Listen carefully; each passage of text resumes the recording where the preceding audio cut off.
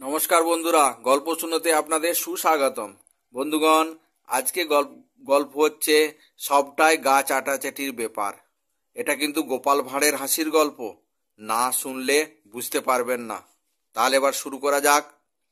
গোপালকে নাজেহাল করার উদ্দেশ্যে মহারাজ কৃষ্ণচন্দ্র রাজসভায় সবারই সামনে গোপালকে ডেকে বললেন, ওহে গোপাল, কাল রাতে তোমায় নিয়ে একটা অদ্ভুত স্বপ্ন দেখেছি, শুনতে চাও নাকি? গোপালের কৌতূহল বেড়ে গেল। সে মহারাজকে বলল, হুজুর, বিষয়বস্তু খুলেই বলুন। মহারাজ মুচকি হেসে বললেন, সে স্বপ্নের কথা তোমার না শোনাই ভালো গোপাল, তোমার ভালো লাগবে না। তবু যখন গোপাল পীড়াপিড়ি করতে লাগলো, তখন মহারাজ কৃষ্ণচন্দ্র বললেন, তুমি যখন এত পীড়াপিড়ি করছো তবে শোনো। গল্প দেখলাম যে তুমি আর আমি এক অচেনা দেশে গেছি। চারিদিক আবছা অন্ধকার, দুপাশে সরোবর, একদিকে গুয়ের সরোবর, অন্যদিকে ক্ষীরের সরোবর, মাঝখানে সরু পথ ধরে আমরা দুজনে যাচ্ছি। হঠাৎ দেখি পা ফসকে তুমি গুয়ের সরোবরে পড়ে গেছো আর হাবুডুবু খাচ্ছ। আর কিছুক্ষণ পরেই আমিও পা ফসকে পড়ে গেলাম ক্ষীরের সরোবরে পড়ে গিয়েছি। কিছুক্ষণ পরে ক্ষীরের সরোবর থেকে উঠে দেখি তুমি তখনও গুয়ের সরোবরে ডুবে হাবুডুবু খাচ্ছ।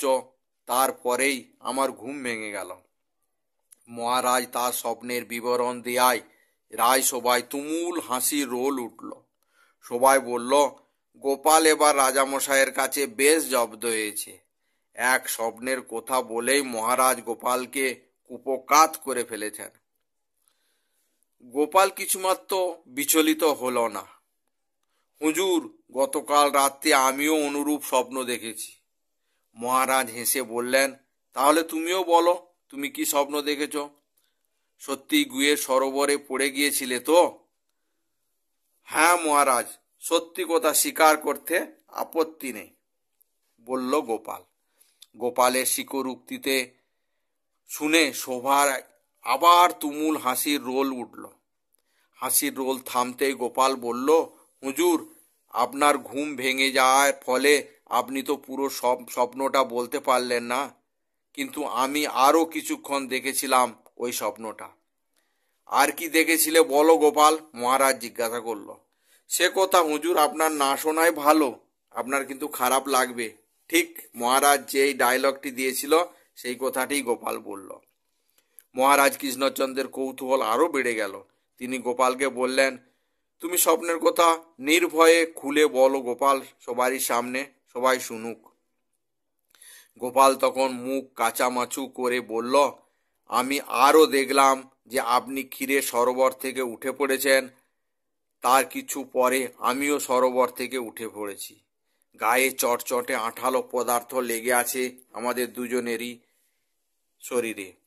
তাই দুজনেরই অস্বস্তি বোধ করছিলাম। কিছু দূর এগিয়ে যাওয়ার পরও যখন কোনো জল পেলাম না, কোনো পুকুর, নদী, নালা, সরোবর পেলাম না, তখন মহারাজ আপনি একটা প্রস্তাব করলেন, এসো গোপাল, আমরা পরস্পরের গা চাটাচাটি করে আমাদের গা পরিষ্কার করে নিই।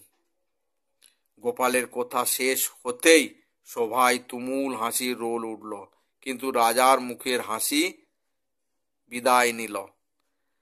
আর সে রাজার মুখের দিকে তাকিয়ে সভাসদরা কেউ আর মন খুলে হাসতে পারল না। মহারাজ কৃষ্ণচন্দ্র মুখ বেজার করে রইলেন আর মনে মনে প্রতিজ্ঞা করলেন, গোপালের পিছনে তিনি আর কোনোদিন লাগবেন না। গোপালকে নাজেহাল করতে গিয়ে তিনি আচ্ছা নাকাল হয়ে পেলেন। তাহলে দেখলেন বন্ধুগণ, যারা গোপালকে অপমান করে গোপাল তাদের কিভাবে বদলা নেয়। আর এটাই হচ্ছে গোপালের বৈশিষ্ট্য। তাহলে বন্ধুগণ, আজকের কাহিনী কেমন লাগলো আপনারা কমেন্টস করে অবশ্যই জানাবেন। ভালো লাগলে লাইক করবেন, শেয়ার করবেন। আর এখনও যদি আমাদের গল্প শুনোর সাবস্ক্রাইবার না হয়ে থাকেন, তাহলে আজই চ্যানেলটি সাবস্ক্রাইব করে বেল আইকনটি ক্লিক করুন।